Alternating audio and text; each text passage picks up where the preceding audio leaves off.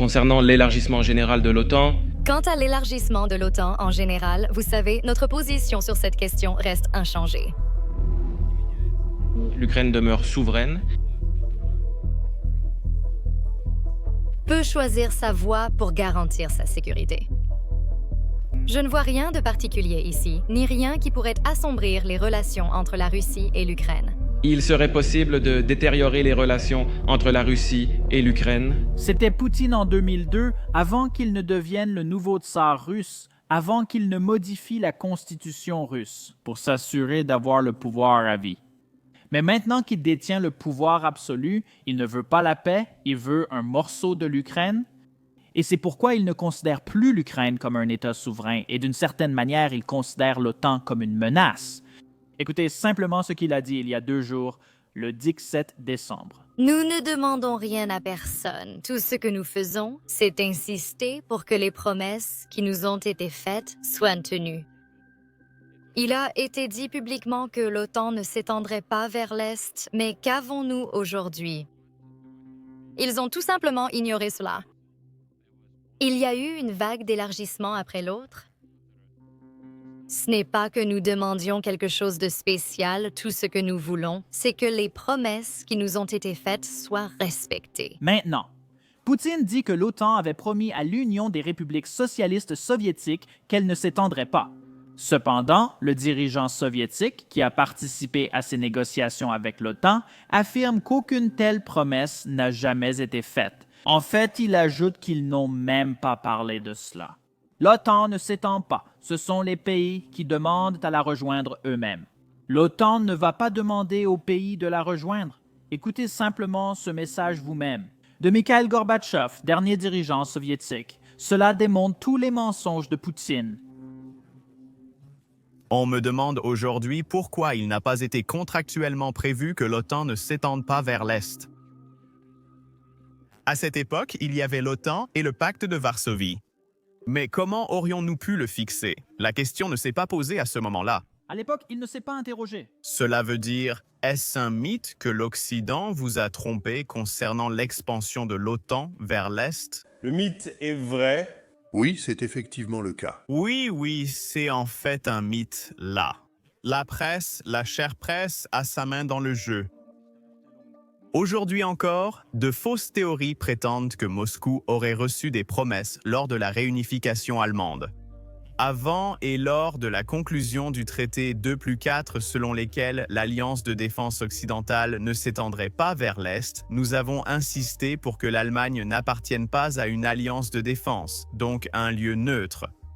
Mais cela s'est terminé avec nous. Lors du sommet américano-soviétique à Camp David, nous avons donné notre accord pour une Allemagne unifiée au sein de l'OTAN. D'une part, c'est la pleine souveraineté de l'État. Il était alors également clair que c'était elle-même qui décidait à quelle alliance elle appartiendrait, Moscou. Nous avons également demandé au ministre soviétique de la Défense, le maréchal Iazov, si l'élargissement de l'OTAN vers l'Est en 1990 avait été un sujet au Kremlin. Gorbatchev ne m'a jamais parlé de garantie de l'Occident. Je ne sais pas s'il avait des accords avec les États-Unis. Cette question, mais je pense qu'il n'y a jamais eu de telle conversation. Je ne sais pas. Il n'y a eu aucune conversation du tout.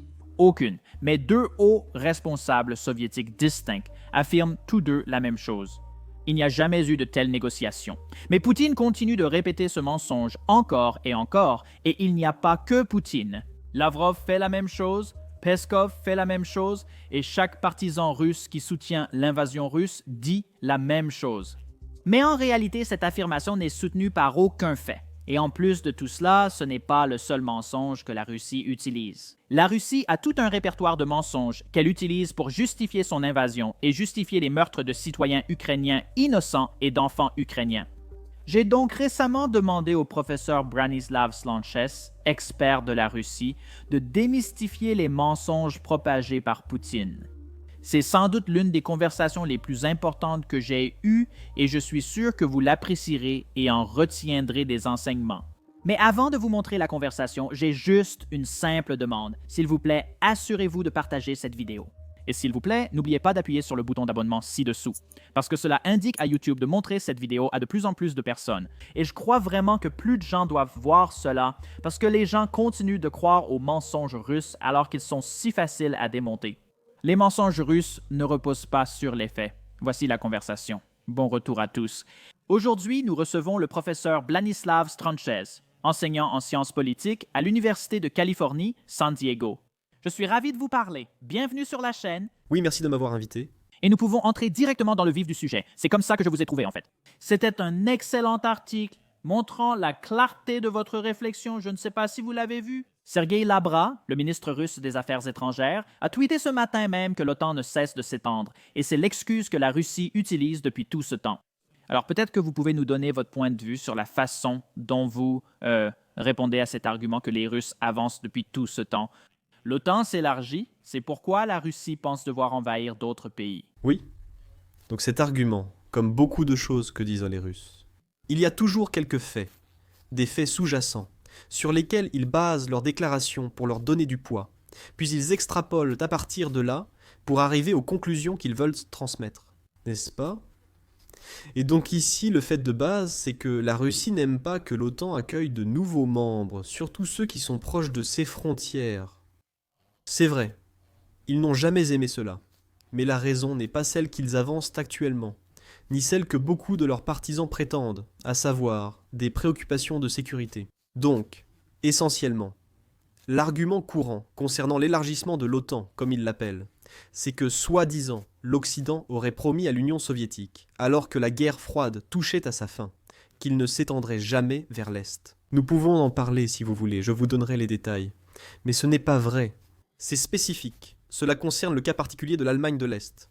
C'est une promesse que nous avons effectivement faite par écrit, et que nous avons tenue jusqu'à présent.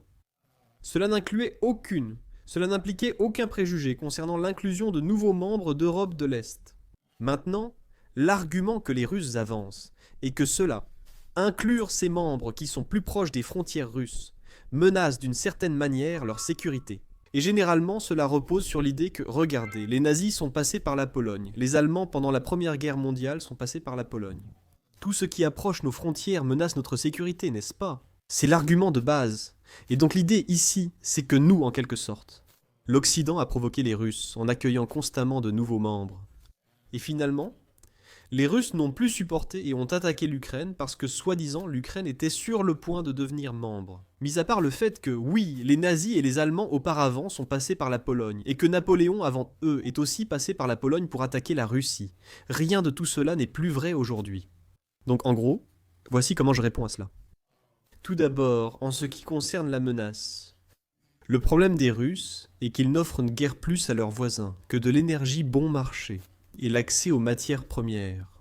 Ils ne sont tout simplement pas un partenaire commercial attractif en général, parce qu'ils ne sont pas très riches et qu'ils n'innovent pas du tout très bien. En fait, l'ensemble de l'économie de la Russie était de la taille de celle de l'Italie, donc ils ne sont pas vraiment un partenaire économique attractif. Ainsi, tous leurs voisins, notamment en Europe, se retrouvent livrés à eux-mêmes. Portés par leurs intérêts économiques, ils cherchent à nouer des liens avec l'Occident. Cela s'est produit non seulement avec les Russes, mais aussi avec les Soviétiques et l'Empire russe avant eux. Et donc le problème maintenant pour les Russes, c'est qu'ils vont perdre de l'influence dans ces régions. Ils vont perdre leur influence économique et politique. Et donc, ils essaient généralement de s'immiscer dans la politique, dans ce qu'ils appellent l'étranger proche, afin de préserver ses intérêts. Ils le font en établissant des relations basées sur l'énergie bon marché et l'abondance de matières premières et ressources naturelles. Ils favorisent hors des intérêts qui encouragent ces liens, puis ils financent l'ingérence dans la politique, et donc ce qui se passe généralement, c'est que lorsque cette ingérence ne fonctionne pas, ils reviennent aux menaces. Et comme tous ces pays autour d'eux sont bien plus faibles individuellement face à la Russie, ils craignent tous que, lorsque cette coercition arrivera, ils ne pourront pas y résister, et qu'ils devront donc céder à ces menaces. Et donc, leur seule chance est essentiellement de trouver une force extérieure qui peut les aider, une alliance extérieure qui serait l'OTAN. L'élargissement de l'OTAN n'est pas motivé par l'Occident ni par les États-Unis. Ceci était motivé par les voisins de la Russie qui cherchaient désespérément un moyen de se protéger des Russes, n'est-ce pas ? Il y avait beaucoup d'opposition, même quand les pays d'Europe de l'Est voulaient rejoindre l'OTAN. Pourquoi devrions-nous faire cela? Qui gagnons-nous? Nous comprenions leur désir d'entrer, mais la vraie question était pourquoi les laisser? C'était toujours le problème ici. Dans les années 90, de nombreux débats ont eu lieu pour décider si nous devions agir. Finalement, nous avons pris position. C'est comme ça qu'on pouvait empêcher un possible revanchisme russe. En gros, une tentative d'annuler le verdict de la guerre froide consiste à empêcher l'empiètement sur l'Europe. En intégrant ces lieux à l'OTAN, on espère dissuader les Russes d'effectuer leurs manœuvres habituelles. Et même dans ce cas, nous avons été très prudents en admettant essentiellement aucun membre issu de l'ancienne Union soviétique. Les seuls 3 pays qui ont été admis dans l'OTAN sont les pays baltes, qui étaient des républiques au sein de l'Union soviétique. Ils font exception. L'Occident ne les a jamais considérés comme membres de l'Union soviétique. Pendant la guerre froide, ils ont gardé des ambassades à Washington et restaient indépendants. Nous n'avons pas reconnu les annexions de Staline à la fin de 1940 qu'il a faites. Et donc de notre point de vue, ils étaient comme la Pologne, la Tchéquie, la Bulgarie et d'autres pays de la sphère soviétique, mais restaient en réalité indépendants. C'était très différent de l'Ukraine, de la Biélorussie, de la Géorgie et de ces endroits qui étaient reconnus comme des républiques, n'est-ce pas? Et donc, pour cela, nous les avons traités avec beaucoup de précautions. Parce que, encore une fois, contrairement à cette idée que l'OTAN provoque la Russie, l'Occident a toujours eu une politique très spécifique pour apaiser les Russes. Essentiellement, tant que les Russes faisaient ce qu'ils faisaient, ils ne venaient pas beaucoup plus à l'ouest. On n'était pas vraiment content. Ce n'est probablement pas le bon mot, mais on acceptait de fermer les yeux. Et donc, à chaque fois que les Russes faisaient quelque chose, comme lorsqu'ils ont combattu en Tchétchénie, lorsqu'ils ont envahi la Géorgie, lorsqu'ils ont créé des problèmes en Moldavie, la réponse était d'abord de condamner, puis de rétablir les relations en moins d'1 an, essayer de comprendre, de les accommoder et de ne pas aller plus loin. Et cela a toujours été le schéma, quel que soit le président, qu'il soit démocrate ou républicain. Cela a toujours été le cas. Cela a toujours été le cas avec les Européens, en particulier l'Allemagne sous Schröder puis Merkel, n'est-ce pas? Donc l'idée était d'intégrer les Européens de l'Est dans l'OTAN. Cela dissuaderait les Russes. Bien sûr, les Russes détestaient cela, parce que cela signifiait précisément qu'ils ne pouvaient pas exercer leur influence dans ces pays. N'ayant pas peur de la coercition, ces pays se rapprocheraient naturellement des démocraties et du système économique européen. D'accord? Donc c'est un peu l'idée. Les Russes pourraient être donc mécontents de l'OTAN, mais pas pour des raisons de sécurité. Maintenant, comment savons-nous que ce n'est pas à cause de la sécurité? C'est une bonne question, non? Parce que les gens l'affirment toujours. Je viens de vous donner une autre version. Nous le savons grâce à plusieurs sources, en particulier des sources russes. Tout d'abord, les Russes eux-mêmes. Quand les Russes ont réformé leur armée dans les années 2010, voici essentiellement comment ils l'ont reformaté.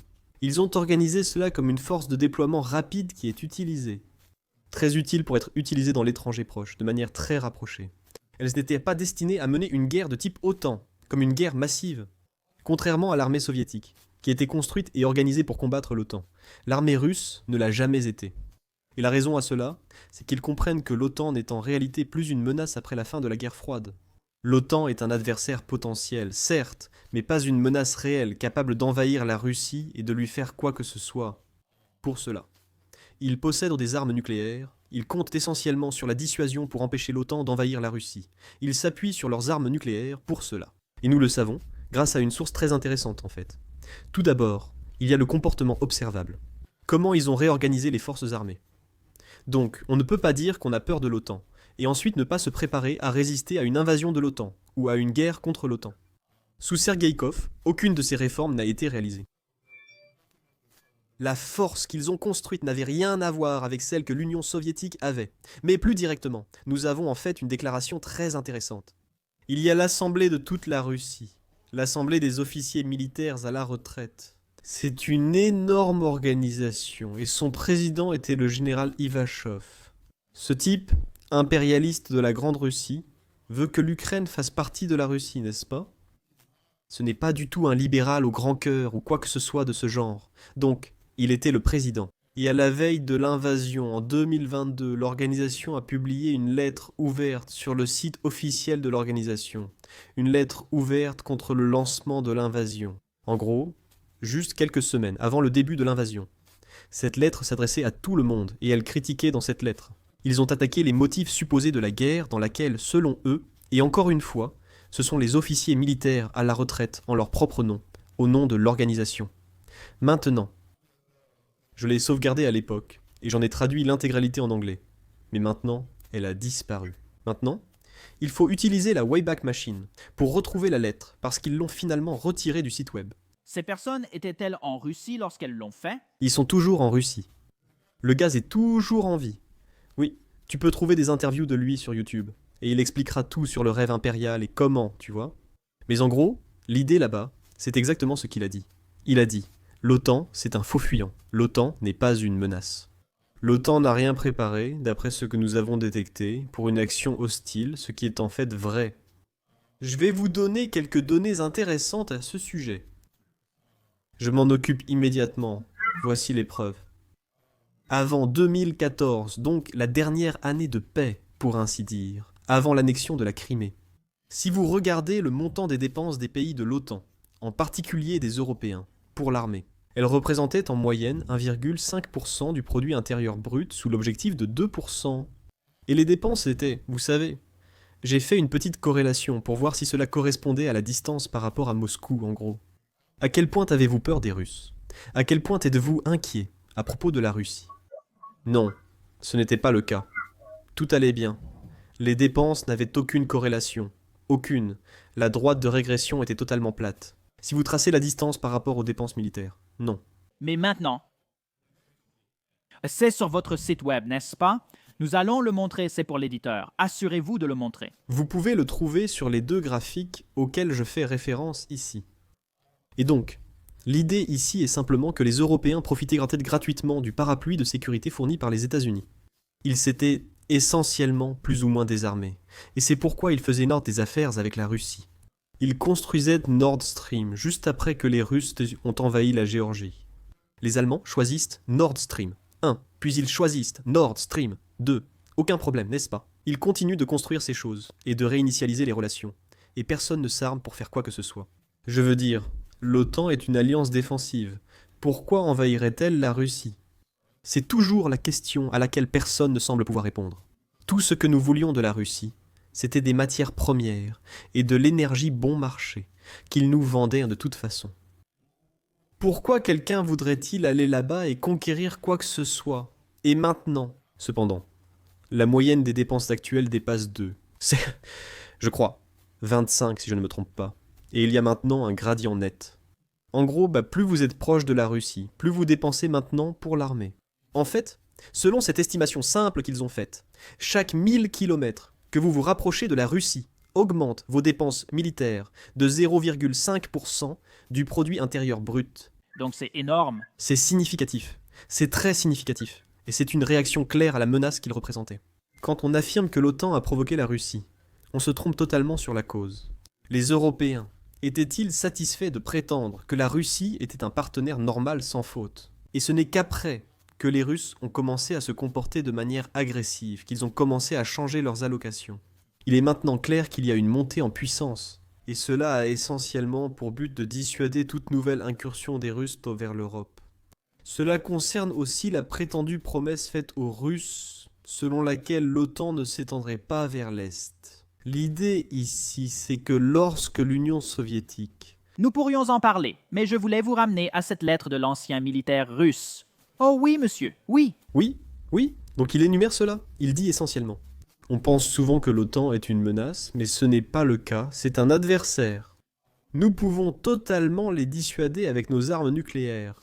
C'est une crise fabriquée en interne, comme ils l'appellent. En gros, nous avons échoué à gagner les cœurs et les esprits des Ukrainiens avec notre modèle de gouvernement, parce que notre modèle de gouvernement a échoué. Nous avons des crises démographiques, économiques, toutes sortes de problèmes. Personne ne veut être avec nous, et nous faisons essentiellement ce que nous avons fait par le passé. C'est-à-dire que nous essayons maintenant de forcer les autres à être avec nous. Il a dit que ça ne marchera pas. On ne peut pas forcer les gens à nous aimer, et nous n'avons pas proposé d'alternative attrayante. Nous allons les contraindre, mais cela se retournera contre nous car ils finiront par nous détester, essentiellement. Et nous allons perdre à long terme. Ce sera un désastre. Cette lettre est très perspicace. Elle décrit clairement la dynamique survenue après l'invasion et met en garde. Ne faites pas ça, ça va très mal se passer. Et donc j'ai aussi les traductions, je crois que j'en ai fourni quelques-unes sur mon blog. Je vous donnerai le lien vers la Wayback Machine si cela vous intéresse. Et pour publier cette lettre, elle est très incisive. En gros, il en fait une excellente analyse, publiée sous son nom, pour l'Association des officiers militaires à la retraite. Donc, c'est quelque chose d'important.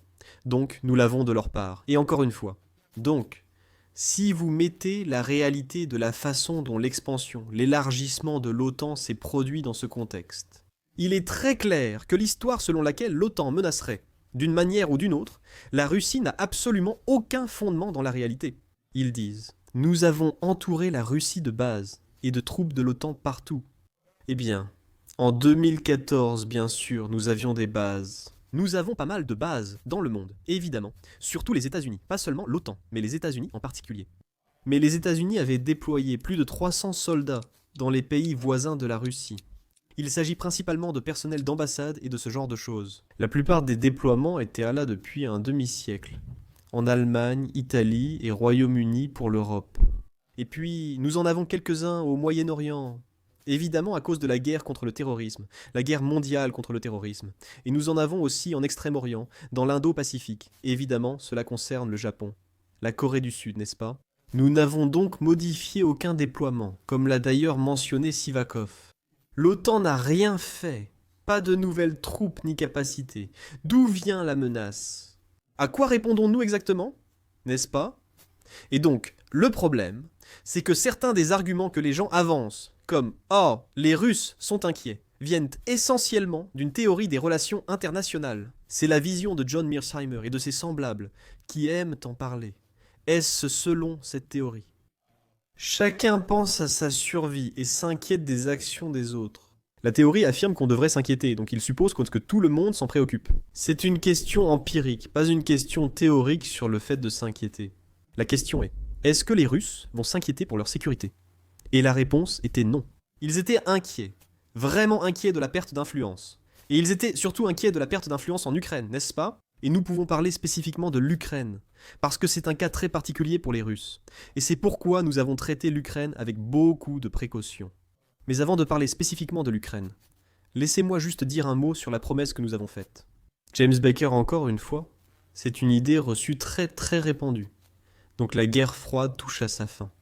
Vous avez l'Union soviétique, vous savez, qui craque de partout. À ce moment-là, Gorbatchev essaie de comprendre quoi faire. En 1989, il devient évident que l'Allemagne sera réunifiée. On fonce vers la réunification. Et l'Union soviétique ne le veut vraiment pas. Et les Américains non plus.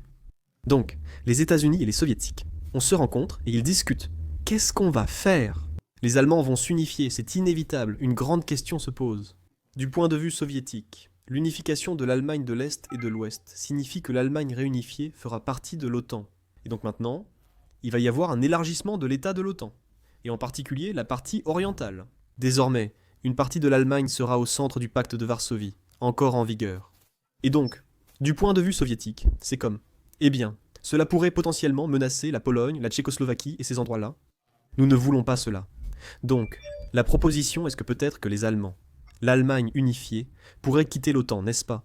Et ainsi elle deviendrait neutre, et alors cela ne poserait plus de problème. Mais ici, là où le problème se pose maintenant, d'accord? Supposons qu'ils quittent l'OTAN, qui va assurer leur propre sécurité. Eh bien, je suppose qu'ils devraient assurer leur propre sécurité. Ils devront commencer à se réarmer, je ne sais pas. Peut-être qu'ils décideront de fabriquer des armes nucléaires maintenant.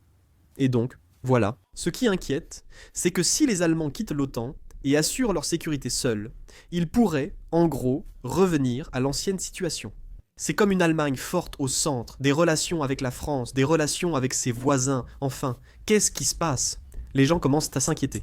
Rappelez-vous, l'OTAN avait 3 objectifs. C'était de tenir les Soviétiques à l'écart, de garder les Américains impliqués pour cette raison, et de maintenir les Allemands sous contrôle. C'était le 3e objectif de l'OTAN depuis sa création. C'était un moyen d'empêcher la réarmement total de l'Allemagne, vu son potentiel, idée proposée par les Américains. Que diriez-vous de garder l'Allemagne unifiée dans l'OTAN? Ainsi, ils n'auront aucune raison. Nous assurerons la sécurité essentiellement comme avant. Ils n'auront donc aucune raison de se réarmer ou quoi que ce soit de ce genre. Mais pour apaiser les préoccupations de sécurité du pacte de Varsovie et des Soviétiques, Nous promettrons qu'aucune troupe de l'OTAN ne sera stationnée en Allemagne de l'Est, qu'aucune installation nucléaire n'y sera implantée. Rien de tout cela. Donc, en gros, nous n'allons pas militariser cette partie. Seules des troupes allemandes y seront présentes, aucune troupe étrangère, rien de tout cela. Et ensuite, Gorbatchev a dit « D'accord, laissez-moi réfléchir à cela. C'est le fameux « pas un pouce vers l'Est ». Nous n'élargirons pas la juridiction de l'OTAN ainsi. C'était l'idée, et donc les soviétiques sont repartis. Ils en ont discuté entre eux, et ils sont revenus. Oui, en fait, ça semble être un bon plan. Mettons-le par écrit. Nous avons rédigé le traité en promettant cela, et nous avons respecté cette promesse jusqu'à aujourd'hui. C'est donc en vigueur et fonctionne comme prévu. Il y avait donc un traité, c'était la partie que je n'avais pas entendue. Il y a un traité Nous avons l'accord, oui. avec les Russes. C'est très précis, nous l'avons promis.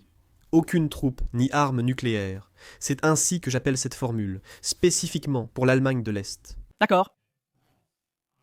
Je vais chercher le traité à montrer à l'écran. Oui, je peux aussi te donner les liens. Et donc maintenant, les gens disent, ils extrapolent un peu à partir de ça, ils commencent à dire « Eh bien, les soviétiques ont compris cela comme un accord informel qui couvre toute l'Europe de l'Est. » C'est une proposition absurde, et je vais t'expliquer pourquoi. Cela exige que tu crois que le soviétique, tout l'appareil diplomatique de l'Union soviétique, est composé d'idiots complets. En gros, ils veulent que tu crois ça. Un accord aussi important, comme ne pas avoir de nouveaux membres en Europe de l'Est, serait juste une remarque en passant. Une poignée de main, clin d'œil. On l'a écrit sur une serviette, ce genre de choses. Au lieu de le codifier, de l'écrire clairement pour que tout le monde puisse le voir. En particulier et remarquer. Il y a 3 arguments à ce sujet. Premièrement, les soviétiques savent qu'ils ont affaire à une démocratie ici, avec ses différentes administrations qui vont et viennent, avec des préférences différentes. Si vous voulez avoir un accord stable, il vaut mieux le mettre par écrit. Parce que si vous avez simplement un accord informel d'une certaine sorte, rien ne garantit que le prochain président n'aura pas une compréhension différente de la situation. Il vous faut d'abord un document écrit. Puis une deuxième chose. Les soviétiques se tenaient beaucoup à tout mettre par écrit. Les soviétiques avaient le plus grand corps diplomatique du monde. Ils étaient représentés partout. Ils étaient extrêmement compétents. Ils savaient très bien tout consigner par écrit de manière à pouvoir ensuite l'interpréter de façon créative à leur avantage. Ils étaient très doués pour ça. Penser que ces types agissaient en amateurs et que vous ignoriez ce qui se passait est absurde. Ça ne marche tout simplement pas. Et troisièmement, Mikhaïl Gorbatchev lui-même l'a dit. On lui a posé la question lors d'une interview. Il a répondu « Nous ne sommes pas stupides ». Bien sûr, nous n'en avons pas discuté. Je veux dire, s'ils en avaient discuté, nous l'aurions noté. Nous n'en avons pas discuté. C'est pourquoi nous ne l'avons jamais noté. Voici où nous en sommes. Chaque élargissement suivant. Admettre de nouveaux membres, après, comme je l'ai dit, de longs débats pendant l'administration Clinton ici, c'est fait avec la compréhension implicite que cela allait suivre la même formule. Pas d'armes nucléaires, pas de troupes dans ce nouvel élargissement. Cela n'a jamais été explicitement promis, car aucun nouvel accord avec les Russes n'a porté sur ce sujet. Il était prévu que cela fonctionne ainsi, et c'est bien ce qui s'est passé. Nous n'avons pas stationné de troupes, nous n'avons pas installé de nouvelles infrastructures en Europe de l'Est, dans ces nouveaux endroits. Jusqu'en 2014, après la Crimée, nous avons commencé à déployer des troupes. Après 2022, nous avons considérablement augmenté avec une présence avancée. Et encore une fois, cela inverse la causalité. C'est le résultat de cette agression, pas sa cause. Ainsi, l'argument selon lequel l'OTAN a provoqué cela par ses politiques expansionnistes ou que les Russes craignent l'OTAN. Ça peut sembler bien sur le papier, ça peut paraître correct. Je peux l'écrire au tableau. Oui, voici la carte. Je peux montrer sur la carte qu'ils peuvent passer par ici. Mais en réalité, toutes les preuves vont dans le sens de l'histoire que je viens de vous raconter.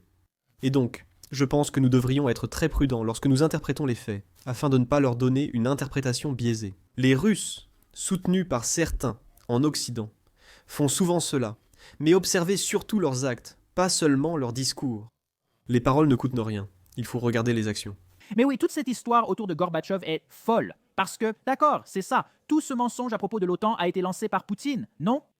C'était déjà présent sous la première administration de Yeltsin, tu dois en savoir plus que moi. Les discussions sur l'OTAN, qui pouvaient potentiellement inquiéter les Russes, ont ironiquement commencé avec les Américains. Nous étions très inquiets, dès le début, sur la façon de gérer les Russes. Souvenez-vous, Lorsque l'Ukraine discutait de l'indépendance, notre propre président Bush est allé faire un discours à Kiev devant le Parlement ukrainien et a dit « S'il vous plaît, ne faites pas l'indépendance ». Discours célèbre du poulet de Kiev. L'indépendance, une mauvaise idée. Parce que, encore une fois, de notre point de vue, nous avions très peur que l'Union soviétique ne s'effondre dans le chaos. Et puisqu'elle possède l'arme nucléaire, n'est-ce pas ? Nous ignorions ce qui allait se passer avec ces armes. Donc, l'idée était que nous allions aider à maintenir tout cela ensemble. Ironiquement, après 50 ans à tenter de le faire tomber durant la guerre froide, nous avons ensuite tout fait pour l'aider à rester unis. Nous n'avions aucune influence là-dessus. Les Ukrainiens, les Biélorusses et les Russes voulaient leur indépendance. Donc ils l'ont démantelée. Et donc, mais nous avons essayé d'empêcher cela, n'est-ce pas ? Et donc, notre politique a été, en gros, d'avancer très prudemment. Que penseraient les Russes ? Que feraient les Russes ? Ce n'est rien à voir avec l'histoire qui s'est racontée. C'était comme « Oh, nous nous sommes immédiatement précipités pour essayer de profiter de tout ». Ce n'est tout simplement pas vrai. Oui, encore une fois, Parce que nous étions très inquiets de ce qui allait arriver avec les armes nucléaires et ces nations. Pourront-ils survivre seuls ? Et qu'est-ce que cela implique pour la sécurité régionale ? Nous étions en quelque sorte satisfaits que les soviétiques gardent un couvercle sur toutes sortes de tensions ethniques potentielles ou toutes sortes de choses. Et donc, c'est un peu la réalité, non ? et l'autre chose à propos de l'élargissement de l'OTAN, c'est qu'à chaque fois qu'ils envahissent, beaucoup de pays rejoignent le groupe, cela suit l'arrivée de nouveaux pays. C'est comme en 2008, 2014, 2022. En fait, je parlais avec quelqu'un en Suède et il ne voulait absolument pas rejoindre l'OTAN. En 2022, il semblait dire « On doit rejoindre l'OTAN, sinon de graves problèmes pourraient survenir. Oui, c'est exactement cette logique. Ils ont peur. Au moment où les Russes commencent à faire sentir leur poids, les voisins s'inquiètent vraiment, et donc ils cherchent essentiellement une forme de protection. La Suède, comme la Finlande, a quitté des siècles de neutralité pour adhérer à l'OTAN. Vous savez, la neutralité a très bien fonctionné pour eux, sauf que ça n'a pas marché pour les Ukrainiens. En 2014, alors neutre, les Russes ont annexé la Crimée. C'est ça. C'est seulement alors qu'ils ont abandonné la neutralité. Un processus semblable a lieu en Géorgie, également envahie, ainsi qu'en Asie centrale, où la dynamique est intéressante. Ils ne rejoindront évidemment pas l'OTAN, mais doivent renforcer leurs liens avec la Chine, dans l'espoir que Poutine ne franchira pas la ligne rouge avec Pékin. Et cela semble être le cas jusqu'à présent. Maintenant, j'ai beaucoup de questions sur l'actualité, mais vous avez parlé de l'Ukraine. Et l'Ukraine est une question compliquée, n'est-ce pas? Tu vois, j'apprends encore l'histoire soviétique, je me renseigne dessus. La Crimée a toujours été, même après la création de l'Ukraine, un sujet d'incertitude pour les Russes. N'est-ce pas? J'ai raison. Ou comment vois-tu la situation? Oui. Donc la Crimée elle-même est assez intéressante, parce qu'évidemment elle a été conquise aux Ottomans, puis par les Russes, l'impératrice. En fait, ce sont des étrangers qui ont construit la ville. Il n'y avait pas de Russes ou d'Ukrainiens en Crimée à proprement parler. Vous savez, Odessa pendant très longtemps, il y avait beaucoup d'étrangers qui l'ont construite. Au milieu du 19e siècle, de nombreux étrangers sont partis, surtout après la guerre de Crimée. Ensuite, les Juifs sont partis à cause des pogroms, puis de nombreux Russes et Ukrainiens sont arrivés. Finalement, lors de la formation de l'Union soviétique, la Crimée appartenait à la Russie, et non à la République d'Ukraine. Cependant, c'était extrêmement arriéré les Russes pour ne développer pas la région. C'est très, très pauvre. Et Nikita Khrouchtchev, après une visite là-bas, a été scandalisé par l'état horrible des lieux. Et, en gros, il a compris que les seuls capables de développer cette région seraient les Ukrainiens, parce qu'ils sont juste à côté, n'est-ce pas? Et donc, ils ont essentiellement décidé de confier à l'Ukraine la responsabilité de développer la Crimée. Les Ukrainiens n'étaient pas contents de cela en fait, mais le comité central l'a décidé, donc d'accord. Et ils l'ont transféré. Voilà. Les Ukrainiens, sous la responsabilité du Parti communiste d'Ukraine, ont alors commencé à la développer. Ils ont eu du succès, non? Quand l'Union soviétique s'est effondrée, ce n'était pas en Ukraine, donc c'est devenu une partie de l'Ukraine indépendante. En tant que telle, cela a été garanti par les Russes eux-mêmes. Ils ont spécifiquement promis de respecter les frontières. Mais l'encre n'était même pas sèche. Sur les accords de Biélorussie, que vous, l'Union soviétique, au printemps 1992, ils étaient déjà en train de défaire essentiellement l'accord très tôt à la Douma, le Parlement russe. Au printemps 1992, ils ont adopté une résolution disant essentiellement que la Crimée avait été cédée illégalement à l'Ukraine. Et c'est en fait russe, n'est-ce pas? Immédiatement, ils ont commencé à parler de la reprendre, éventuellement par la force. Je possède des coupures de presse russe d'époque que je serais heureux de partager avec vous. L'une d'elles a marqué les esprits, car un membre, je crois Babourine, si je ne me trompe, y participait. Le chef d'une faction à la Douma russe l'a déclaré sans détour. L'ambassadeur ukrainien. Que soit l'Ukraine va se réunir avec la Russie, soit il y aura la guerre. Il l'a littéralement dit, littéralement. Il y avait des lettres ouvertes de certains autres politiciens, appelant potentiellement à utiliser la force. Pourquoi les Ukrainiens ont-ils une armée? Que comptent-ils en faire? Vont-ils se défendre contre nous? Eh bien, nous n'aimons pas ça, et donc, essentiellement, beaucoup de Russes considèrent l'Ukraine en quelque sorte comme russe. C'est tout. Ça a toujours été comme ça depuis le tout début, ce n'est dans rien de nouveau. Ça remonte à avant Poutine. En fait, c'est devenu tellement grave à un moment donné que Helsinki a dû publiquement démentir les rumeurs selon lesquelles il aurait envisagé d'utiliser des armes nucléaires contre l'Ukraine. Helsinki, parangon de la démocratie. Voilà la transition démocratique. Son démenti était si drôle, la façon dont il a nié. Non. Il est faux que nous ayons envisagé d'utiliser des armes nucléaires contre l'Ukraine, car les militaires m'ont précisé que ce n'était pas possible ainsi. Et là, tu te dis, eh bien celle-là aussi, elle est intéressante. Ils n'en ont pas discuté. Ils en ont discuté. C'est assez drôle, oui. Et donc, quand ce scandale a éclaté, avec la menace, en gros, qu'il y aurait la guerre à moins que l'Ukraine reste unie à la Russie, Yeltsin ne l'a même pas nié. Ils n'ont pas vraiment exprimé d'opinion forte à ce sujet. Et encore une fois, c'est parce qu'une grande partie de l'élite russe est restée revancharde. Elle n'a pas aimé l'issue de la guerre froide. Cela a retiré aux Russes leur statut de superpuissance mondiale, car la Russie n'est pas l'Union soviétique. Les gens l'oublient souvent. C'est une puissance nucléaire, pas une superpuissance. Oui, c'est une puissance nucléaire, mais ce n'est pas une superpuissance. Et donc, cette tension sous-jacente était là. Elle l'a toujours été. Poutine n'a pas soudainement inventé cela, en 2014 même, quand il était maire de Saint-Pétersbourg. Grâce aux archives allemandes, nous disposons désormais d'une conversation qu'il a eue avec un diplomate allemand, où il s'exprimait. Il est impossible d'expliquer au peuple russe la perte de l'Ukraine, surtout celle de la Crimée. Aucun gouvernement russe ne pourra le faire. Cela devra changer, n'est-ce pas? Il devait être très prudent sur la façon d'en parler.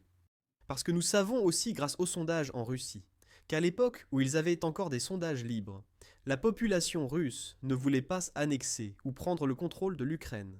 La grande majorité, 2/3 des Russes, soutenaient l'idée d'avoir 2 États indépendants, entretenant une relation très étroite l'un avec l'autre. C'est exactement le même chiffre que celui des Ukrainiens. Eux aussi souhaitaient des liens étroits avec la Russie, tout en restant indépendants et sans en faire partie. Cela était vrai pendant toute la période. Il y avait, même si parfois certains gouvernements ukrainiens, vous savez, faisaient entendre des propos sur une éventuelle adhésion à l'OTAN, il n'y avait absolument aucun soutien pour cela avant 2014 en Ukraine. La population ne s'en souciait pas, elle n'en voyait pas l'intérêt, encore une fois. Il y a des millions d'Ukrainiens qui ont de la famille en Russie. Beaucoup d'Ukrainiens vivent actuellement en Russie. Ils pouvaient se déplacer librement d'un côté à l'autre.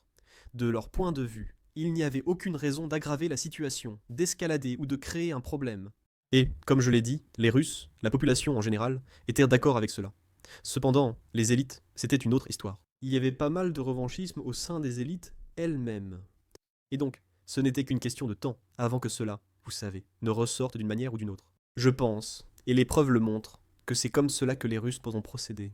Le Kremlin a tenté son approche habituelle, rapprocher l'Ukraine, en s'ingérant dans sa politique. Et il finançait des partis politiques. Là-bas, ils ont injecté beaucoup d'argent en Ukraine, où les oligarques ukrainiens sont aussi mauvais que les Russes. Alors, qu'est-il arrivé? Les élites ukrainiennes étaient divisées en 2 groupes. En gros, ceux qui gagnaient leur vie dans l'énergie, l'industrie lourde. Et cela était tourné vers la Russie, parce que c'est là que l'argent se trouvait. Le marché était là, leur source de revenus. Et les plus progressistes, un peu plus modernes, vous savez, et ces gars-là étaient plus tournés vers l'Ouest. Et donc, ce qui s'est passé, c'est que la politique ukrainienne a commencé à osciller comme un pendule, d'avant en arrière, selon qui l'emportait aux élections. N'est-ce pas? Et donc, il y avait ces situations où un gouvernement allait être très pro-occidental pendant un certain temps. Puis les choses changeaient. Le gouvernement suivant est pro-russe. Et chaque gouvernement, quand je dis pro-occidental et pro-russe, en fait chaque gouvernement ukrainien. Pendant toute cette période, ils ont essayé de ménager la chèvre et le chou. Ils ont tenté d'être amicaux avec les Russes et avec les Européens afin de tirer profit des 2 côtés. Parce que c'est logique, non? Si vous ne voulez pas vous engager spécifiquement d'un côté, c'est comme ça que vous feriez. Cependant, au début des années 2010, la situation économique en Ukraine était déjà critique. La corruption était omniprésente, les réformes bloquées, La situation était très mauvaise. Ils avaient besoin d'une importante injection de liquidité rapidement. Et à ce moment-là, ils avaient négocié cet accord d'association avec l'Union européenne, mais ils ne l'avaient encore pas signé. Et donc, Yanukovych, qui était le président à l'époque, avait le choix, signer cet accord ou signer un accord avec les Russes pour leur union douanière eurasienne. Et Poutine agitait de l'argent. En gros, il disait « Si vous abandonnez l'option européenne et que vous venez faire cela avec nous, nous vous donnerons l'argent dont vous avez besoin. » Il a donc choisi cette voie. Il ne pouvait plus jouer double jeu. L'Union européenne a déclaré « Nous ne vous donnerons pas plus d'argent. Vous devez maintenant prendre une décision. Finalement, allez-vous signer ceci ou non ?» Et Poutine disait « Eh bien, je vais vous donner de l'argent. Faites simplement l'autre choix. » Yanukovych a retiré l'accord d'association, ce qui a tout déclenché. Maïdan. Les gens ont protesté en disant d'attendre. Nous avions convenu de faire cela correctement. Donc, au début, la première phase de Maïdan était principalement limitée à Kiev. Les jeunes étaient présents. Et c'est là que le gouvernement a fait une erreur. Avec le recul, il semble que le gouvernement Yanukovych, conseillé par les Russes, ait choisi d'utiliser la force pour les disperser.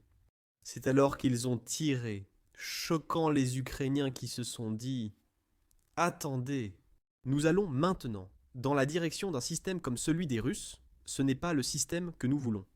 On est passé d'un système pro-européen. Faisons, vous savez, ratifions l'accord. C'était comme, il faut défendre notre système politique. » À ce moment, mon père s'est répandu dans d'autres villes et le mouvement a pris de l'ampleur. C'est la mauvaise estimation du régime Yanukovych. Il a aussi perdu beaucoup de soutien, même au sein de la coalition, comme dans le parti, oui. Ça arrive assez souvent en fait. Oui. Est-ce que la même chose s'est produite en 1956 en Hongrie? Au début, quelques manifestations rassemblent étudiants et suspects habituels. Quand le gouvernement réprime, d'autres se joignent. Ils sont inquiets, non pour les intentions de ces gars, mais pour la façon dont agit le gouvernement, qu'il refuse. Et donc une chose similaire s'est produite ici. Et soudainement, vous avez des millions de personnes qui manifestent maintenant. Et donc à ce moment-là, l'Occident envoie des délégations et commence à discuter. Il faut éviter que cela explose. Ils discutent avec Yanukovych et proposent des compromis pour trouver un accord avec les manifestants. Voici quelques noms. Klitschko et... vous savez... Je sais ce qui va arriver. Yanukovych est président pour le peuple, non? Il va proposer un premier ministre. Peux-tu mieux expliquer la situation? Oui. Tu avais vu, il propose donc ce nom à ce stade. C'est le contexte du fameux appel téléphonique entre Victoria Nuland et Piat. Où ils discutent lequel de ces gars proposés par Yanukovych sera plus facile avec qui travailler. Que devrait-on recommander au fond? Lors de cet appel, elle est aussi très contrariée par l'Union européenne, car celle-ci traîne des pieds. Elle n'aide pas, et il s'avère qu'une partie de la raison pour laquelle elle n'aide pas, c'est parce que certaines des personnes qui ont été envoyées par l'Union européenne, des membres du Parlement européen, par exemple, il s'est avéré qu'ils étaient payés par les Russes, et qu'en fait, ils sabotèrent tout cela parce que les Russes leur disaient de le faire.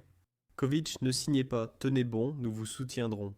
Mais Yanukovych n'avait fondamentalement pas le désir, je suppose, de continuer à réprimer les Ukrainiens. Il ne voulait tout simplement pas recommencer. C'est très similaire à un autre cas lors de la révolution iranienne, quand le Shah d'Iran a été encouragé à utiliser la répression. Il a simplement refusé, tout comme Yanukovych. Je pense, après avoir vu ce qui s'est passé au début avec ces, vous savez, 100 personnes qui ont été tuées à Dan a perdu l'appétit et a choisi le compromis, n'est-ce pas? Ils ont donc négocié. Mais ensuite, il a commencé à craindre que ça ne se termine pas bien pour lui, et donc il s'est enfui. À ce moment, sans gouvernement en place, la transition se réduit à une réunion du Parlement, où même le parti de Yanukovych participe au vote. Oui, il s'est enfui, il n'est plus là, il nous faut quelqu'un d'autre. Donc ils ont voté contre lui, essentiellement son propre parti, parce qu'ils avaient besoin de former un gouvernement. Et donc ils ont formé un gouvernement qui a immédiatement fixé la date d'une nouvelle élection. Ils peuvent donc recommencer correctement et instaurer un nouveau gouvernement. C'est alors que les Russes ont lancé leur plan pour la Crimée. N'est-ce pas? Ils s'étaient préparés soigneusement, probablement pendant des années, avec des forces déjà prépositionnées sur place. Ils avaient l'armée sur place grâce aux bases. Ils avaient infiltré assez fortement les structures de pouvoir locales en particulier. Je veux dire, une grande partie de la marine ukrainienne a fait défection aux Russes quand cela s'est produit. Et donc, il y a le chaos à Kiev, où le nouveau gouvernement essaie de comprendre comment organiser des élections et quoi faire. Tout simplement, il serait très difficile d'organiser une résistance. Et donc les agents des Russes, ils prennent le Parlement en Crimée et, sous la menace, exigent un référendum, qui est alors organisé. Le référendum n'est pas libre. D'où ce résultat absurde où tous veulent rejoindre la Russie. Pourquoi est-ce absurde? Ah, parce que nous avons le résultat réel d'une question similaire datant de seulement quelques mois auparavant. Ils avaient mené ces enquêtes dans toute l'Ukraine, demandant aux Ukrainiens s'ils soutenaient le rattachement à la Russie. Ils posaient vraiment ces questions. Et nous savons, en 2013, lors de la dernière enquête qu'ils ont menée, qui incluait la Crimée, le chiffre le plus élevé était, je crois, d'environ 41% des habitants de Crimée qui avaient répondu « Oui, nous voulions rejoindre la Russie, mais ce n'était pas la majorité, juste le taux le plus élevé d'Ukraine. » À Louhansk, c'était environ 30, je crois. À Donetsk, c'était 25, puis ça a chuté à des chiffres uniques. Plus on avançait vers le centre et l'ouest, plus cela diminuait. Encore une fois, j'ai ça et les données à ce sujet. Nous savons que lorsque la question était posée librement, et que les gens pouvaient choisir, 41% en Crimée ont dit vouloir rejoindre la Russie. Et soudain, ils ont produit, je ne me souviens plus du chiffre, 90 et quelques pourcents n'attendirent qu'une chose, devenir membre de la Fédération de Russie. C'est absurde, d'où le refus de reconnaître ce référendum. Je crois me souvenir qu'il n'y avait que 2 options, devenir indépendant ou rejoindre la Russie. Il n'avait pas d'autre possibilité. C'est un autre point intéressant. Ouais, Les référendums organisés par les Russes posent toujours la même question. Voulez-vous devenir indépendant? Ils font toujours cela. Mais il y a une raison à cela. Selon la constitution russe, ils ne peuvent pas annexer des territoires qui appartiennent à quelqu'un d'autre. Donc ils doivent d'abord reconnaître légalement l'indépendance de ces territoires, puis agir, les annexer. Ils ont fait pareil avec Donetsk et Louhansk. Souvenez-vous, la première chose qu'ils ont faite juste à la veille de la guerre, c'est de reconnaître leur indépendance, comme par magie, afin de pouvoir ensuite les annexer. Ils ont fait pareil lors des référendums à Kherson et Zaporizhia, posant aussi cette question. Donc, c'est juste une particularité juridique de la constitution russe. Il faut d'abord être indépendant pour qu'ils puissent vous annexer. Donc cette idée, et certaines personnes, comme Mirchama par exemple, aiment toujours souligner « Oh, ils n'ont jamais eu l'intention de les annexer. » Vous voyez, ils ont reconnu l'indépendance. C'est complètement absurde. Ce n'est qu'une étape nécessaire vers l'annexion, n'est-ce pas? Comme ils ont fait exactement la même chose avec la Crimée. Et donc là-bas. Le Premier ministre a dit plus tard « Sa plus grande erreur fut d'écouter les Européens, car Merkel lui a conseillé de ne pas recourir à la force en Crimée. Nous, les Européens, allons vous aider à gérer ce problème. » Et encore une fois, si les Ukrainiens avaient la capacité de gérer cela, je ne sais pas militairement, étant donné qu'il y avait déjà une présence russe, alors elle était assez forte. Je ne sais pas, non, mais ils n'ont jamais essayé. C'est intéressant car lors de l'annexion, j'ai écrit une série d'articles, vous les trouverez sur mon site académique, concernant la suite. J'ai envoyé à Foreign Affairs et à de nombreuses publications, mais personne n'en a voulu, alors c'est resté sur mon site. J'ai dit, personne n'aidera les Ukrainiens à reprendre la Crimée par la force et eux-mêmes ne le pourront probablement pas, donc la Crimée est essentiellement perdue. Cependant, les Russes vont désormais appliquer la même tactique au sud et à l'est de l'Ukraine, ce qui doit nous préoccuper. Ils vont l'infiltrer, ils vont le déstabiliser. Ils vont utiliser cela essentiellement comme un levier pour amener le nouveau gouvernement, dès qu'il sera formé à Kiev, à se plier au désir du Kremlin. Ils garderont cela comme une plaie ouverte, essentiellement. Donc si vous n'écoutez pas, nous allons intensifier les tensions. Il y aura des combats là-bas. Si vous vous tenez bien, nous calmerons un peu nos agents sur place. Ils vont faire cela jusqu'à ce que le gouvernement ukrainien revienne à la politique appropriée souhaitée par le Kremlin. J'ai dit, voilà le problème. Ils vont prétexter défendre les russophones et les personnes d'origine russe. Ils utilisent toujours le même argument. Ils protègent toujours. Ouais, ils protègent toujours quelqu'un. Avant, ils protégeaient les chrétiens sous l'Empire ottoman. De même, en s'immisçant dans les conflits et en cherchant à y déclencher des guerres. Ouais. Donc c'est ça, c'est intéressant. Poutine admire Pierre le Grand et il existe de nombreux parallèles entre eux. D'autres podcasts historiques confirmeraient cela. C'est un autre podcast, parce que le parallèle est intéressant, parce que Pierre le Grand est connu comme la personne ayant restitué à la Russie ses anciens territoires. Perdius Le grand rassembleur. Et donc Poutine, oui. se considère ainsi. Un podcast arrive, abonnez-vous. Oui. L'idée est que les Russes continueront cette politique. J'ai écrit cela à l'époque. C'est sur mon site web, daté. C'était en mars, avant les événements, même en Ukraine de l'Est. Et j'ai dit d'accord. Donc, s'ils vont faire cela, je pense qu'il est très probable que les Ukrainiens vont résister plutôt que de capituler face aux Russes. C'était mon intuition. Et encore une fois, je me basais. En partie, c'est parce que, enfin, j'ai vécu en Ukraine pendant 4 ans. J'ai vécu à Kiev à l'époque, où c'était encore une partie de l'Union soviétique, dans les années 1980. Et je me souviens, vous savez, de ce que les gens disaient quand on sortait de Kiev et qu'on allait un peu vers l'ouest. J'étais à peine en train de commencer l'école, comme l'école primaire. À l'époque, je ne comprenais pas et trouvais ça un peu ridicule, comme si ces Ukrainiens étaient arriérés. Ils ne comprennent pas les Russes civilisateurs, car c'est ce qu'on apprend. Ce n'était que plus tard qu'on se dit « Oh, attends, voici ce qu'ils voulaient vraiment dire ». Je me souviens aussi de certaines de leurs attitudes, et j'ai passé un temps à Mariupol, alors appelée Jdanov, une ville fermée. Donc c'est assez intéressant de se rappeler certaines de ces attitudes. Et puis ce que mes parents m'avaient été raconté à l'époque, la plupart de nos amis étant ukrainiens, cela a influencé leur sujet de discussion et leur attitude. Et je me suis dit, d'accord, je pense que les Ukrainiens résisteraient. Et si c'est le cas, qu'est-ce qui va se passer ? Ils n'auront probablement pas la capacité de résister seuls, et donc, finalement, ils vont provoquer. La résistance va provoquer. Les Russes verront que leur stratégie échoue, interviendront par la force, et l'Ukraine devra alors les affronter seule. J'ai dit, d'accord, c'est la bonne chose à faire, à mon avis. Selon nous, si vous tenez à la démocratie et à ce que l'Ukraine échappe à la domination russe, il faut soutenir les Ukrainiens dans leur quête d'autodétermination. Il aurait fallu stationner des troupes occidentales dans l'est de l'Ukraine, car ce sont les seuls que les Russes hésiteraient à attaquer. Pourrait étant le mot-clé. Je ne suis pas sûr qu'ils le feraient. Donc c'est très risqué. Et j'ai dit, personne ne va faire ça. C'est insensé. Il n'y a personne en Occident qui soit prêt à faire ça. Les Ukrainiens ne le demanderont jamais. Eux-mêmes ne veulent pas faire ça. Donc cette option est immédiatement écartée. J'ai alors dit que si la bonne option était impossible, il fallait agir avec honneur et l'annoncer aux Ukrainiens. Vous êtes seuls, alors il vaudrait mieux conclure un accord avec les Russes. Très probablement. N'est-ce pas? J'ai dit, nous n'allons pas agir honorablement. Nous ferons comme d'habitude. Nous allons dire que nous vous soutenons et nous ferons toutes sortes de grandes déclarations. Et quand il a fallu agir, Sheffield les a abandonnés. Tout comme nous avons abandonné les Kurdes plus récemment. Nous avons abandonné les Allemands de l'Est. Nous avons abandonné les Tchèques. Nous avons abandonné les Hongrois. Nous avons abandonné beaucoup de gens de cette façon. C'est ainsi que nous menons souvent nos affaires. Alors j'ai dit, voilà, c'est probablement ce qui va se passer. C'est parce qu'ils vont croire qu'ils ne seront pas seuls. Les Ukrainiens sont plus susceptibles de résister, et cela finira par provoquer. Essentiellement, le plan russe échouera, et les Russes vont envahir massivement, et vous allez avoir une guerre. J'ai dit que la première chose qui arrivera, c'est ce no man's land. Essentiellement, une zone grise dans l'est de l'Ukraine, où les Russes ne vont pas la revendiquer. Mais les Ukrainiens ne pourront pas la contrôler.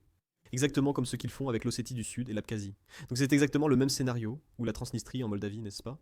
C'est exactement ce qui s'est produit. Les Russes ont tenté leur plan, infiltrant des gens comme Guerkin et d'autres. Ils étaient principalement financés, armés et entraînés par les Russes. Ils ont recruté beaucoup de locaux influents, et ils sont allés à Odessa, à Kharkiv, à Donetsk, à Louhansk. Et ils ont essayé de prendre le contrôle essentiellement de l'administration centrale et d'obtenir l'aide de l'appareil de sécurité local, certains d'entre eux pour les aider. Chassés d'Odessa avec des pertes humaines, c'est le cas le plus célèbre, comme chacun le sait.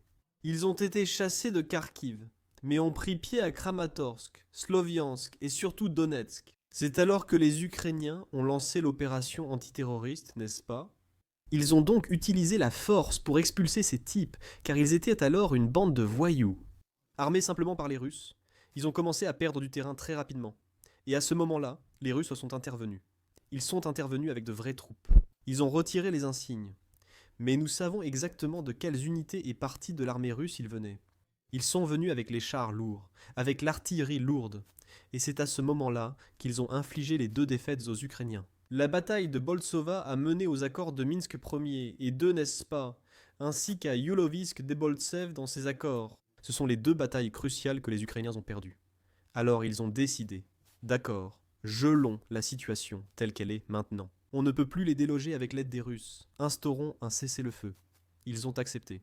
L'accord exige une sécurité suffisante dans ces zones pour permettre des élections libres. Les élections suivront la loi ukrainienne, puis le statut des territoires sera fixé. L'Organisation pour la sécurité et la coopération en Europe supervisera cela pour garantir leur légitimité immédiate. Bien sûr, les soi-disant séparatistes, qui encore une fois ne sont pas vraiment des séparatistes, ce sont des Russes avec. C'est quelque chose d'intéressant. J'ai lu que la Russie était comme un tiers dans Minsk I et Minsk II. Ce n'était pas comme « Oh, nous soutenons un camp, nous nous battons pour un camp ». Les gens oublient ça, ouais. Ouais, ils oublient. Ils ne veulent pas admettre qu'après l'invasion russe, ils ont soudainement... Eh oui, nous l'avons fait. On va maintenant donner des médailles et des avantages à ceux qui l'ont fait. Ils se sont réappropriés rétroactivement tous ces comportements connus. Je veux dire, Nous savions d'où venaient ces types. Ils entretenaient donc cette fiction, n'est-ce pas, qu'ils ne sont qu'une partie intéressée par la paix lors de ces négociations. Mais en réalité, il s'agit de leur protéger. Disons-le ainsi, ils sabotaient aussitôt les élections, interdisant l'entrée aux observateurs et les menaçant. OSC a publié de nombreux rapports disant que nous ne pouvons rien surveiller.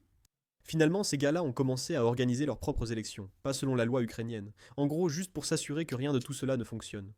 Parce que souvenez-vous, l'idée là-bas n'est pas de résoudre le problème d'une quelconque minorité russe ou quoi que ce soit de ce genre. L'idée c'est de garder cette blessure ouverte pour pouvoir exercer une pression. Vous ne voulez pas que cela soit stabilisé du point de vue de Moscou. Vous voulez pouvoir augmenter la pression chaque fois que vous en avez besoin. Et donc les Ukrainiens, essentiellement après 1 an et demi, donc les premiers, environ 14 000 personnes sont mortes là-bas en 8 ans, mais la grande majorité de ces personnes sont mortes au cours de la première année et demie. C'est à ce moment-là que les combats actifs ont commencé. Après cela, les combats se sont largement calmés. Au cours des 2 dernières années, avant l'invasion ouverte, il n'y avait pas de civils qui mouraient. Il y avait seulement quelques civils chaque année qui mouraient, principalement en marchant sur des mines. essentiellement, Voilà ce qui se passait. Le reste était militaire. Et donc, ce qui se passait, c'est que les Ukrainiens ont scellé la ligne de contrôle et ont commencé à développer cela, abandonnant simplement l'autre zone à elle-même. Les Russes, ils n'ont rien investi là-bas. Ils ont commencé à fermer les mines. La région est simplement tombée en ruine, essentiellement l'économie. De nombreuses personnes sont parties, la majorité vers la Russie, d'autres en Ukraine. La région s'est dépeuplée, et elle a complètement stagné, donc la stratégie échouait. Donc, début 2021, il a dû devenir évident pour Poutine que cela ne fonctionnerait plus. Il a tenté une dernière fois d'influencer la politique ukrainienne via les partis politiques, comme à son habitude. Ainsi, lorsque Zelensky a été élu, il s'est présenté avec un programme visant à arranger les choses avec la Russie. C'est un russophone. Il vient de cette région, n'est-ce pas?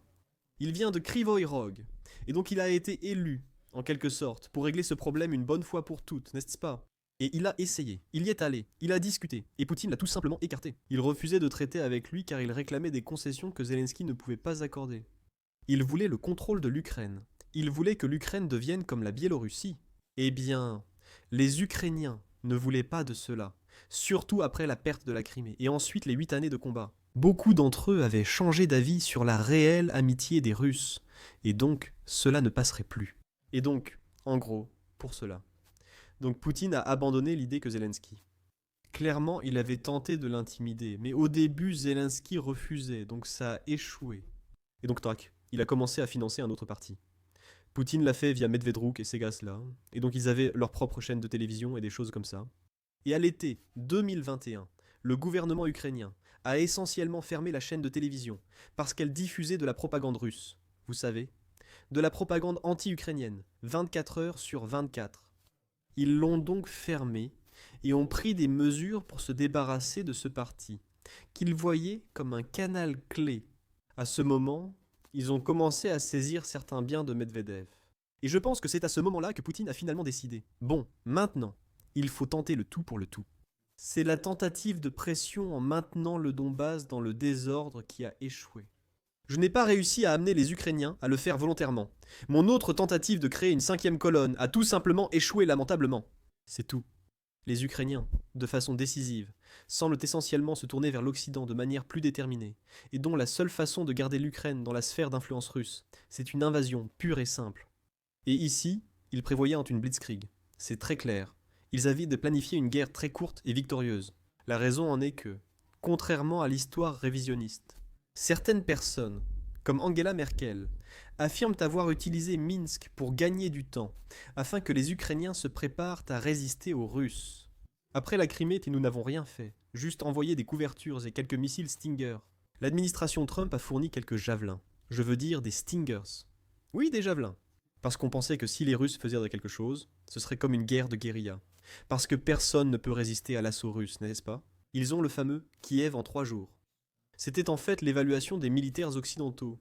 Et donc les Russes ont calculé qu'ils seraient à Kiev peut-être pas en 3 jours, mais peut-être en 1 semaine. Je pense qu'ils voulaient vraiment refaire la Crimée de zéro, entrer rapidement, prendre le contrôle des bâtiments gouvernementaux. Et c'est tout. Il y a deux parties. D'abord, ils voulaient annexer des territoires à l'est et au sud de l'Ukraine. Leur invasion montre clairement leur intention d'occuper et contrôler ces régions. Ils nomment cela la Novorossia, ou Nouvelle-Russie.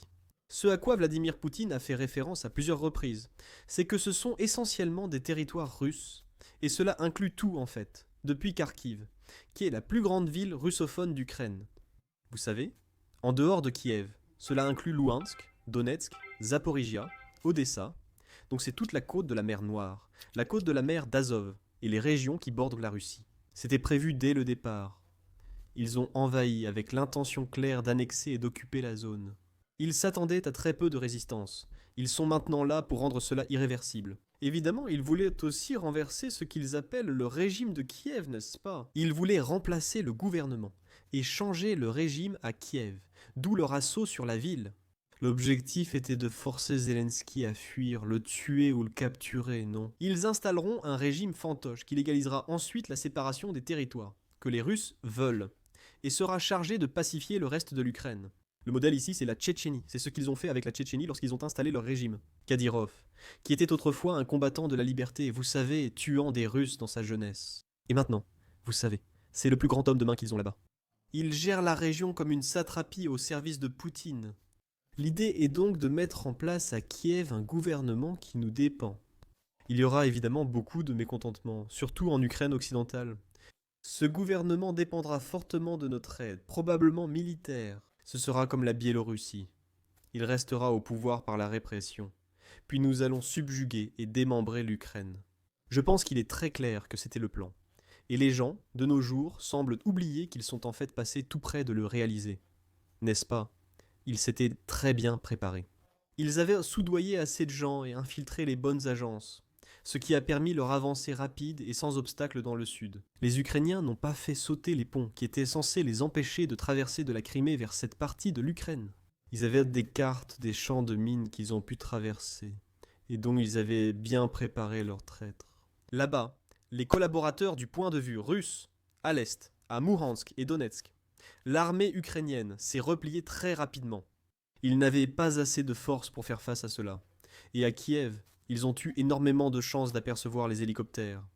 Ils arrivaient en hélicoptère depuis la Biélorussie, ont été repérés et c'était local. La majeure partie des forces n'était même pas là. Ils ont commencé à leur tirer dessus et à défendre l'aéroport, tu vois. Et donc, finalement, les Russes l'ont pris, mais ils l'ont retardé suffisamment. Ainsi, les Russes n'ont pas pu fournir les renforts nécessaires pour entrer dans Kiev. À ce moment, ils ont envoyé les colonnes vers Kiev, permettant aux Ukrainiens de demander des renforts. Et ils ont réussi à arrêter les Russes aux portes de Kiev par eux-mêmes, ironiquement, à peu près sur les mêmes lignes où les Soviétiques à Khavetchkovie avaient préparé les fortifications contre les nazis, pour combattre les nazis. Ils ont en quelque sorte dû réutiliser certains de ces endroits. Et donc, pour te dire, à ce moment-là, quand ça a commencé, je pensais que ma prédiction allait se réaliser et que nous les abandonnerions. Et c'est là que je me suis trompé. Parce que c'est à ce moment-là que Biden, tout le monde exclut les Ukrainiens et l'Occident, que Biden était président parce qu'il a décidé immédiatement qu'il n'allait pas laisser l'Ukraine tomber. Et il a organisé la réponse européenne. Les Européens, je pense, n'auraient probablement pas réagi de cette façon si les États-Unis n'avaient pas pris les devants, fournissant essentiellement la garantie à leur réponse. Nous le savons, car quand les Ukrainiens ont sollicité les Allemands, ceux-ci ont répondu « Attendons quelques jours. Voyons comment cela évolue et avec qui nous devons traiter. Qui est à Kiev, n'est-ce pas ?» Beaucoup pensèrent que Zelensky fuirait, le gouvernement tomberait, et seuls les Ukrainiens résisteraient. Ils ont d'abord combattu seuls, et seulement après avoir stoppé les Russes, les Européens ont accepté. Il y a peut-être une chance maintenant, nous devrions soutenir les Ukrainiens, ils pourraient réussir. Et donc, les gens oublient que les Russes sont passés dangereusement près de réussir le Blitzkrieg. Ce n'était pas aussi mal organisé que les gens aiment le prétendre. Avec le recul, j'ai visité des lieux où les Ukrainiens ont combattu. On voit encore leur proximité avec le centre de Kiev. Oui, c'est fou. Oui, non. Et donc la stratégie que Poutine avait était basée sur une victoire rapide comme celle-ci, avec le changement de gouvernement. C'est en partie la raison pour laquelle il s'est un peu trompé. Donc, les attentes se sont réalisées dans cette partie du sud, par exemple, exactement comme il l'avait prévu. Mais je pense qu'ils avaient aussi sous-estimé la réaction des Ukrainiens. Fait intéressant, le FSBA, nous savons qu'ils avaient mené des enquêtes en Ukraine avant cela. Parce que, bien sûr, ils l'ont fait en essayant de comprendre.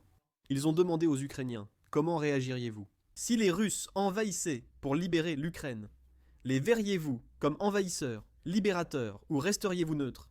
Et ce n'était pas une majorité d'Ukrainiens qui ont dit qu'ils les considéreraient comme des envahisseurs. Même alors, les Russes ont simplement dit qu'ils ne les verraient pas non plus comme des libérateurs. Donc, si vous regardez cela, vous vous dites, d'accord, il n'y a aucune raison de s'attendre à ce qu'ils vous accueillent avec des fleurs. Votre propre sondage l'indique, mais il posait aussi une autre question. Prendrez-vous les armes pour défendre l'Ukraine contre les Russes? Les envahisseurs? Et beaucoup de gens ont répondu non. Et je pense que c'est là-dessus que les Russes comptaient essentiellement. Donc, ils ne nous accueilleront pas avec des fleurs, mais ne nous combattront pas. Des enquêtes similaires sont actuellement menées en Europe, où la majorité des Européens affirment ne pas vouloir défendre leur pays. Je dis toujours aux gens d'arrêter ces enquêtes stupides. Vous réagissez à une hypothèse chez vous. Ce n'est pas comme si quelqu'un envahissait votre pays pour prendre votre maison et tuer vos enfants. Vous allez penser très différemment si cela arrive. C'est une hypothèse très stupide à poser aux gens, donc bon. Mais c'est ce qu'ils ont demandé. Et beaucoup d'Ukrainiens ont dit non. Dans ces premiers jours désespérés, le gouvernement a ouvert l'entrepôt et proposé une arme à toute personne qui en voulait. Venez défendre Kiev, votre patrie. J'ai vu des vidéos de divers villages et villes d'Ukraine où les gens se rassemblaient sur les places principales. Ils ont demandé des armes puis les ont utilisées contre les Russes, sans tenter de renverser leur gouvernement à Kiev. Et c'est à ce moment-là que j'ai écrit. Une autre chose que j'ai écrite très tôt en mars, c'est qu'alors que les Russes fonçaient sur Kiev, j'ai dit « Je pense que Kiev ne tombera pas ». La raison pour laquelle je pense que les Ukrainiens finiront par gagner, c'est que lorsque la population a eu des armes, elle est allée combattre les Russes, pas le gouvernement. Et par conséquent, on ne peut pas vaincre toute une population. Ça ne va tout simplement pas marcher. Et donc j'ai dit, nous sommes maintenant partis pour une guerre très longue, parce qu'ils vont probablement arrêter les Russes. Mais ça ne sera pas fini pour autant, pas aussi facilement. J'ai dit que nous entrons dans un scénario de seconde guerre froide, où l'Europe devra désormais se séparer de la Russie. Ils devront arrêter l'énergie russe. Ils commenceront à transformer les cultures. Ils commenceront à limiter les déplacements. En gros, un nouveau rideau de fer va tomber. On ne sait pas exactement où il va tomber en Europe. En tant que Bulgare moi-même, j'espère que la Bulgarie, cette fois, sera du côté occidental de ce rideau. J'ai dit que c'était inévitable, que cela allait arriver, et qu'il fallait s'y préparer.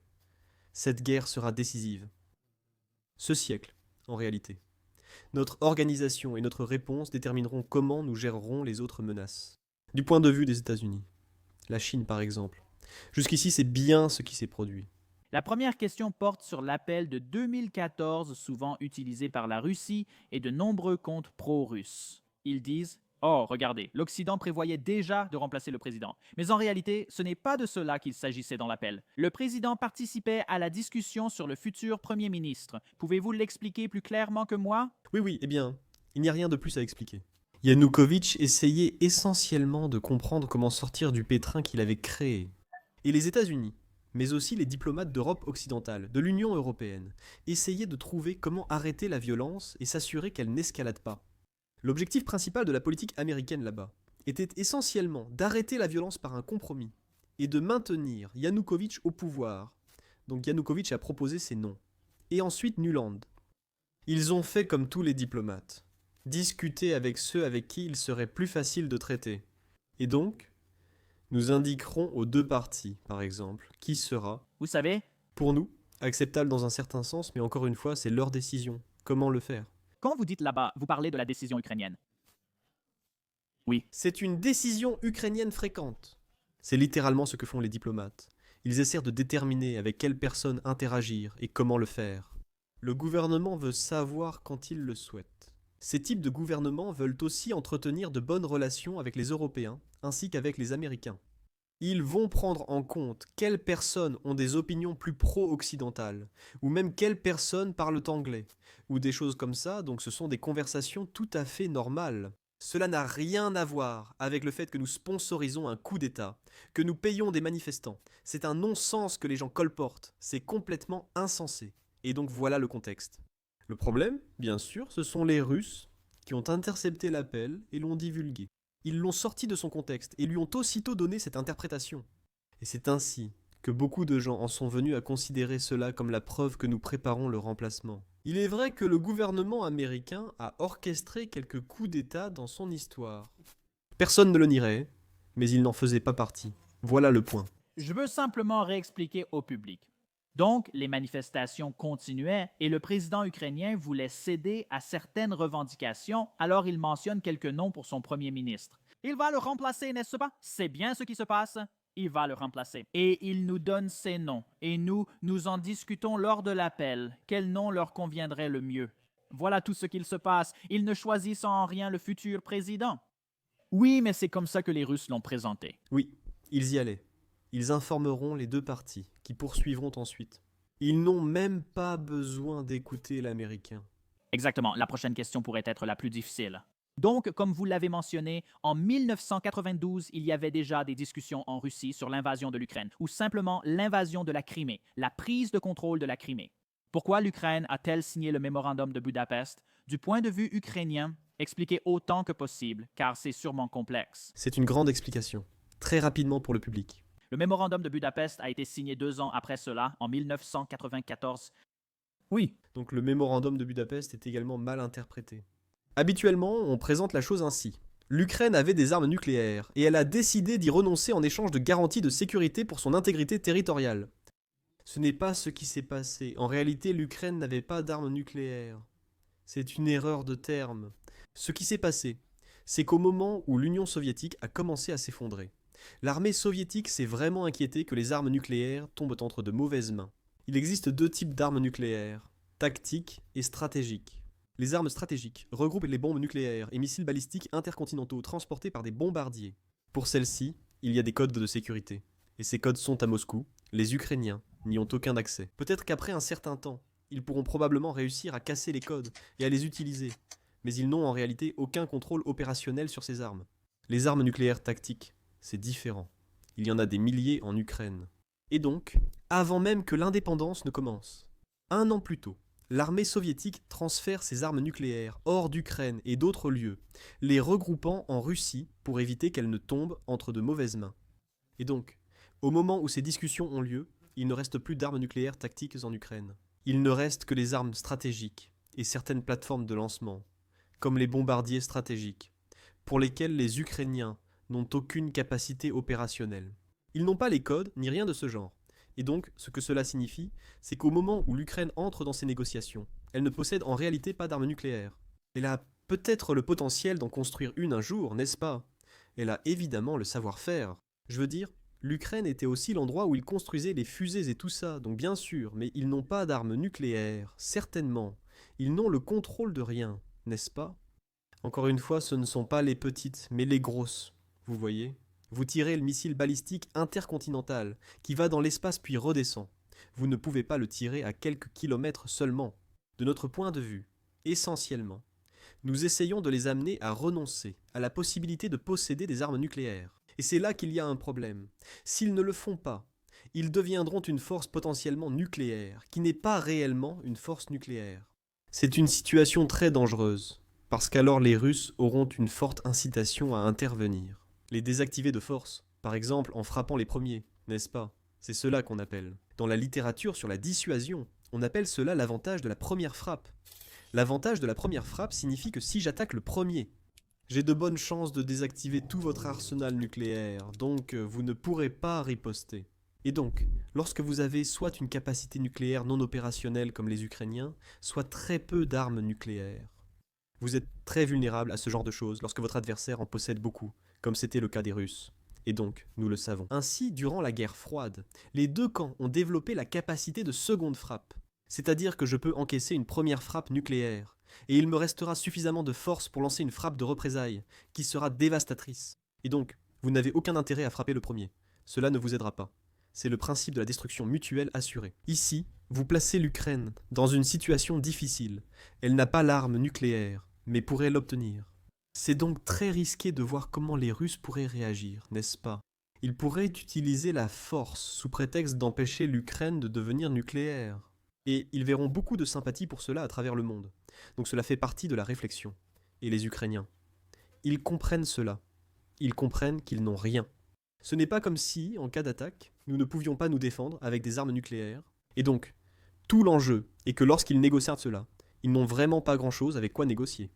Ils sont très vulnérables et obtiennent donc un accord pourri. C'est tout. Le mémorandum de Budapest était en réalité une mascarade, et ils le savaient.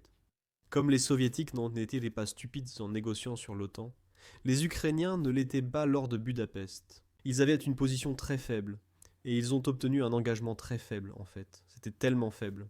L'une des personnes clés ayant négocié et signé l'accord était l'ancien président.